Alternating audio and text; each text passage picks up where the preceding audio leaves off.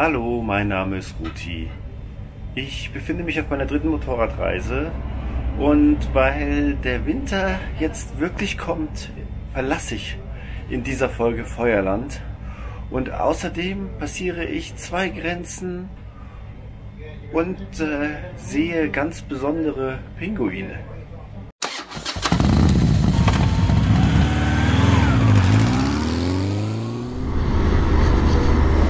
Zwei Wochen war ich am Ende der Welt in Ushuaia, südlichste Stadt der Welt. Und morgen soll es schneien. Und ich habe natürlich überlegt, ob ich hier bleibe und abwarte. Man sieht es auch, da ist frischer Schnee. Es hat heute Morgen geregnet schon. Aber ich will jetzt vor dem Schnee weg, sonst, ja, ich glaube jetzt nicht, dass man 3 Monate dann hier gefangen ist, aber der Winter kommt und es ist hier ein richtiges Skigebiet. Wie man sieht, es ist fast 15 Uhr, also ist noch die alte chilenische Zeit hier auf der Uhr eingestellt. Denn ich bin heute Morgen erst um 6:30 aus der Bar gekommen. Ja, deswegen bin ich etwas angeschlagen und hoffe, dass die mich jetzt rüberlassen. Warum der Schnee hier ein Problem wird, ist, dass es einen Pass gibt zwischen Ushuaia und dem Rest von Feuerland. Diese Berge, die man hier sieht. Garibaldi-Pass heißt der. Und der ist ab 15. Mai gesperrt für den Winter für Motorräder. Ja, das heißt dann, es kommt keiner mehr durch. Bis September. Allerdings sind wir in Südamerika und das ist nicht so wie bei uns das Regel ist, sondern wenn das Wetter okay ist, kommt man rüber. Und es wusste hier auch keiner. Ich habe hier 20 Leute gefragt und jeder hat da irgendwas anderes erzählt, andere Daten gesagt und andere gesagt, oh, nee, kannst du immer fahren. Und dann kann man auch irgendwie, ah ja, fährst du links so einen Feldweg und dann fährst du an der Polizei vorbei, dann kommst du auf den Pass. Das Ding ist halt, dass auf dem Pass Eis ist, deswegen kann man da nicht fahren dann, weil es gefährlich ist. Ich will es jetzt auch nicht überdramatisieren. Das ist übrigens hier ein 5-Sterne-Luxushotel oben am Hang.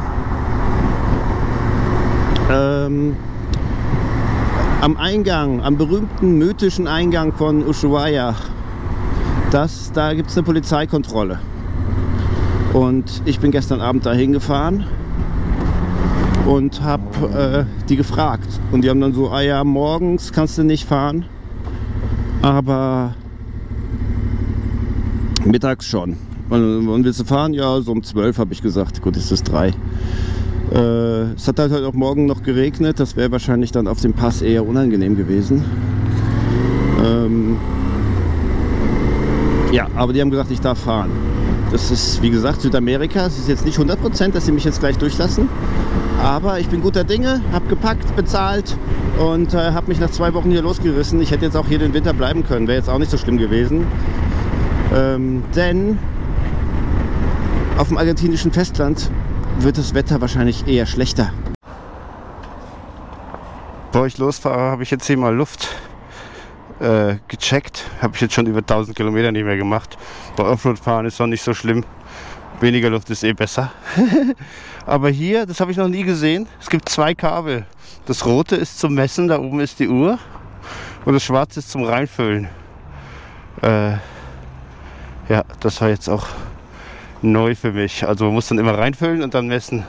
Aber die ganzen Autofahrer, die hier haben, die messen gar nicht. Die füllen einfach rein, nach Gefühl. Sí, gracias.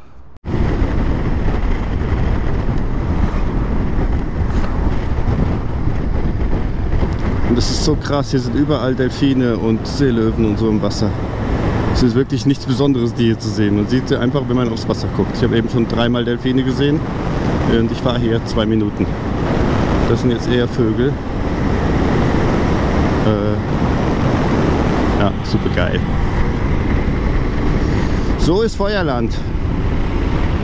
Und es ist aber, man muss dazu sagen, das ist jetzt auch im Winter. Ich weiß jetzt nicht, wie es im Sommer ist, aber jetzt ist Wahlzeit und so. Da hängen die hier rum.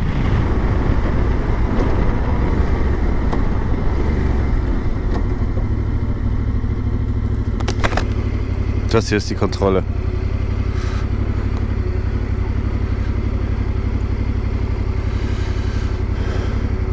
Hola. Sí. ¿Allá se dirige? A Rio Grande? ¿A Rio Grande? Sí. Está bien. Gracias. Ciao. Das hier ist der mythische Eingang. Adios, Ushuaia. Spektakulär war's. On the road again.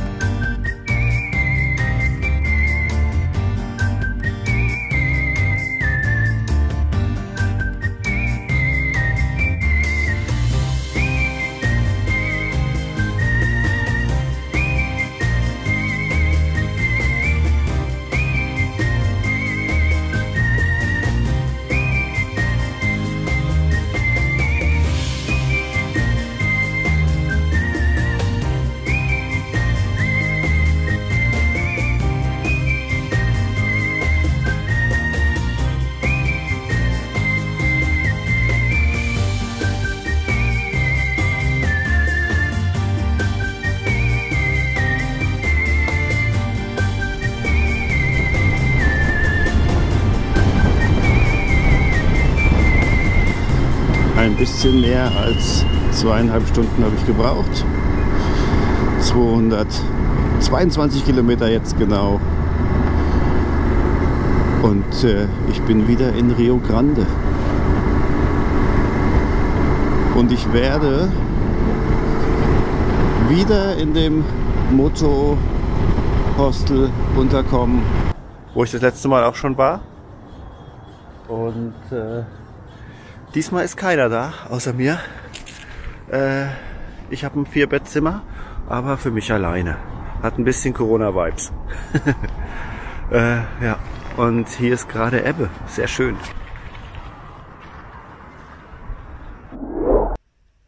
Einen wunderschönen guten Morgen.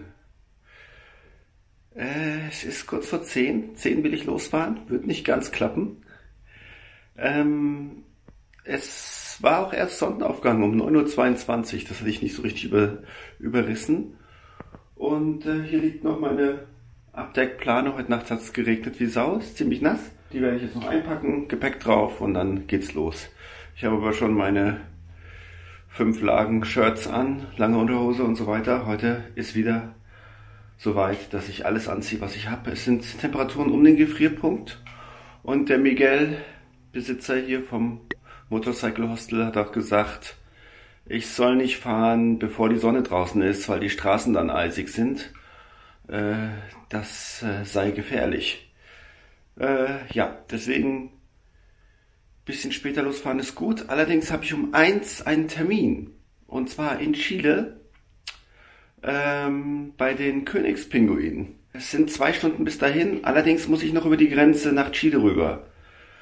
Da ich aber danach Feuerland verlassen will in Richtung Argentinien, fahre ich quasi von Argentinien nach Argentinien, muss aber durch Chile durchfahren. Und dann mache ich so einen Schlenker zu den Königspinguinen und dann mit der Fähre aufs Festland und dann über die Grenze wieder nach Argentinien und dann in der Grenzstadt will ich dann pennen. Das ist ein ziemlich langer Ritt heute.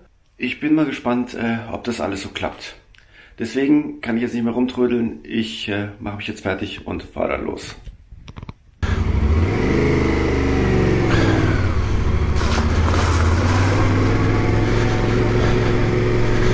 Ei. Ich bin viel zu spät.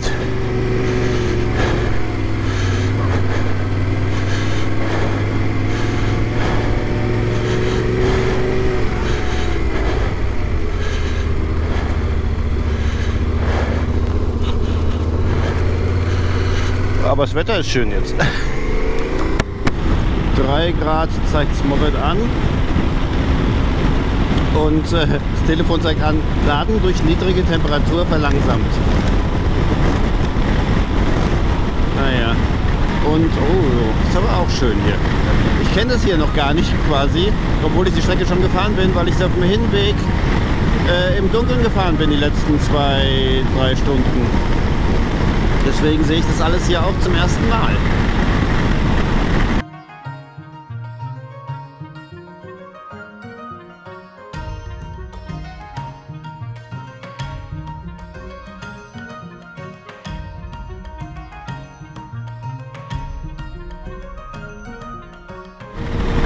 So, San Sebastian 60 Kilometer, das ist die Grenze. Ganz kurz, war hier so eine kleine Brücke und ich war 90, da habe ich direkt so geschlingert, also da ist es schon noch glatt, man sieht es halt nicht, muss man echt aufpassen, weil haut es einen direkt hin.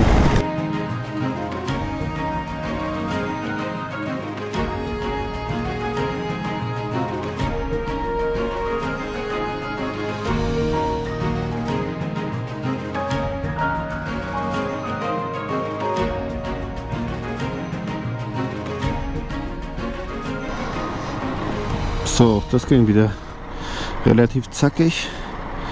Diesmal musste man mit so einem QR-Code noch so ein Einreiseformular ausfüllen, dass man keine tierischen Produkte mitschleppt und so weiter.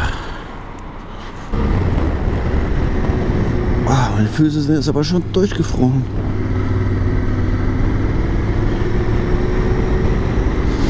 So, hallo Chile.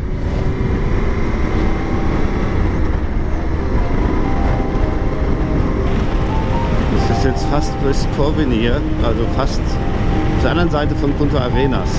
Da war ich jetzt noch gar nicht, weil ich quasi an der Westküste von Feuerland.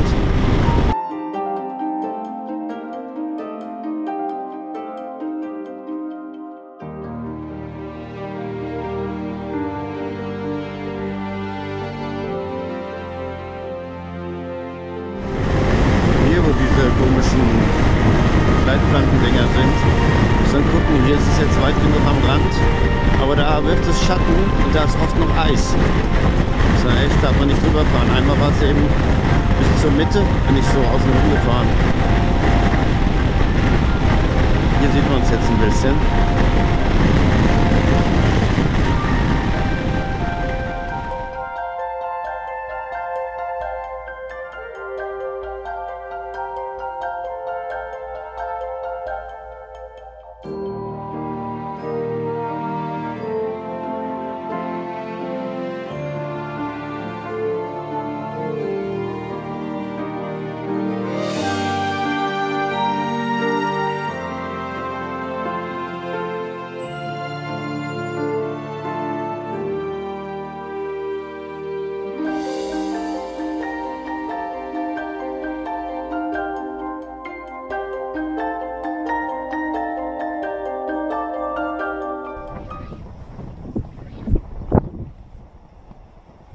Es gibt 18 verschiedene Arten von Pinguinen und der Königspinguin ist der zweitgrößte. Es gibt noch den Kaiserpinguin, der ist noch größer. Der Königspinguin ist ungefähr 1 Meter groß und zeichnet sich durch so einen goldenen Kragen aus, sage ich mal laienhaft.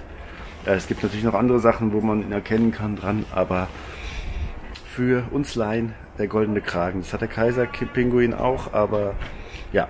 Und das Besondere hier an dieser Stelle ist, man kann es quasi nur hier sehen, den Pinguin. Also es gibt noch andere Kolonien und so auf der Welt, aber die sind so abgelegen, dass man es quasi nicht erreichen kann.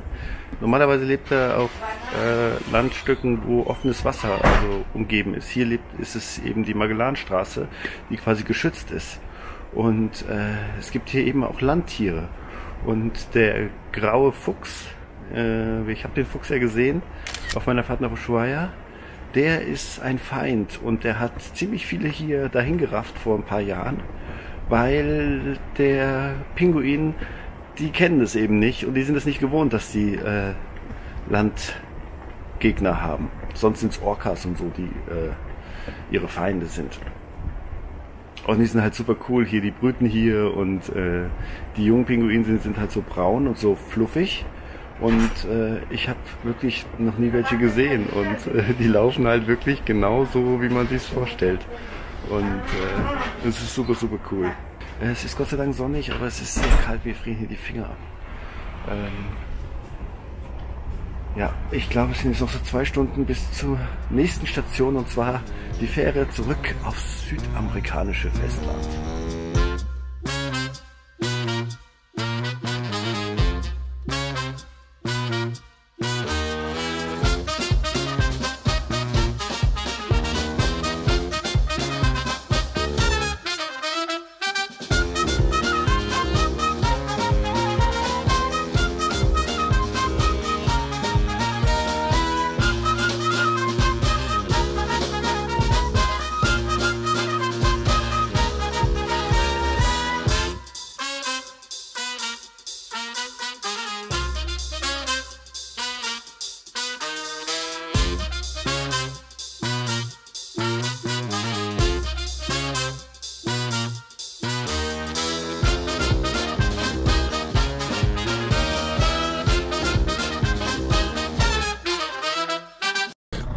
Entfernung gestern 220 Kilometer von Ushuaia bis Rio Grande und heute waren es jetzt bisher 280 mit dem Schlenker zu den Pinguinen.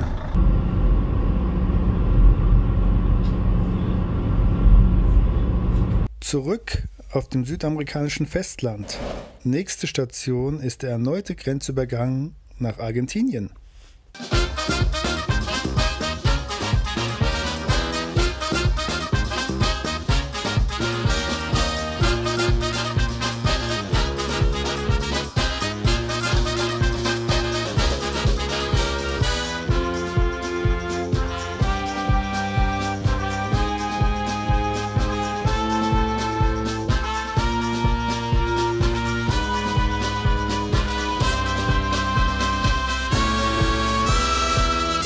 Ich habe jetzt einen Bus am Rand stehen sehen und diese Busse sind oft so Cafés. Ich war aber noch nie in einem drin und ich bin so durchgefroren. Ich wollte vorhin schon Kaffee trinken an der Cafeteria, an der Fähre, wo ich auf dem Hinweg war, so lange. Die war zu. Und deswegen jetzt werde ich hier sogar was essen. Also es gibt ein Menü und essen was und ich habe mich hier direkt neben dem Ofen platziert. Und die Lucy steht hier vor der Tür. Wow. Ist cool. Gibt es auch noch manchmal mit Sitzen noch so, dass man dann da sitzen kann, aber das ist sehr geläufig in Chile. Oh, eine heiße Suppe gibt es erstmal. Und es gibt noch Fleisch und so ein bisschen mit Soße sogar und Reis. Naja, sowas hatte ich schon länger nicht mehr.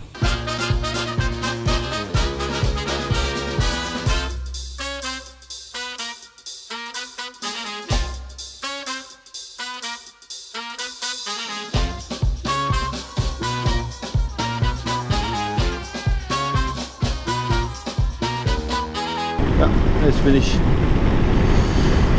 auf dem Festland in Argentinien. Jetzt fahre ich noch in diese Stadt Rio Gallegos. Ich habe noch kein Hotel, Überraschung. Und ich hatte jetzt eben keinen Internetempfang. Ich weiß nicht, wann das jetzt hier zurückkommt. Normalerweise, wenn ich in Argentinien bin, sollte es wieder da sein. Ja, aber das ist kein Problem. Ich hatte gestern schon mal geschaut, da gibt es hunderte Hotels. Naja, es gibt nicht mehr so viel zu zeigen. Wir sehen uns in Rio Gallegos.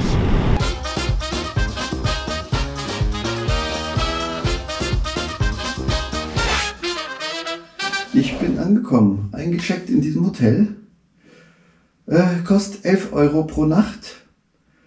Privates Zimmer mit eigenem Bad und Parkplatz fürs Motorrad. Super geil. Ich bin ziemlich durchgefroren und auch fertig für heute. Ich danke Fabian recht herzlich für die Unterstützung. Vielen, vielen Dank.